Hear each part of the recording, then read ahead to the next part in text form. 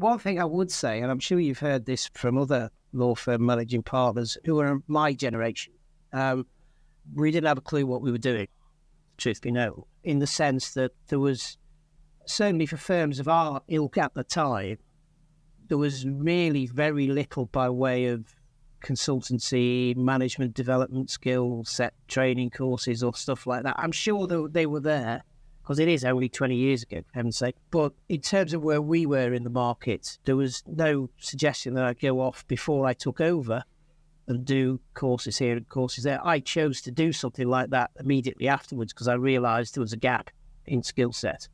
But I did the Harvard course a couple of years after I started. But I had no training going in.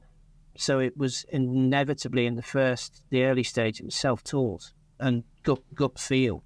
A number of things I thought really had to change. I think with any lawyer who does defence work, there's an element of reactivity in how you behave, because you try to defend your client's interests. If no one's protecting them or their protection is not being challenged at a particular moment, then why make matters worse? You can leave things alone. You can't do that when you're leading. You've got to be on the ball and drive things forward all the time, and that's fine. I recognised that pretty early on.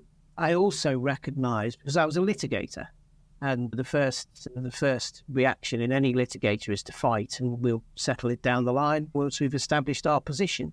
You can't run a business as a litigator if that's your mindset, because it just won't work, particularly in a partnership where you've got multiple stakeholders and you have to take them with you, any serious decisions. And that was a bit of a wake-up call for me as well, that the idea of autocracy wasn't going to happen.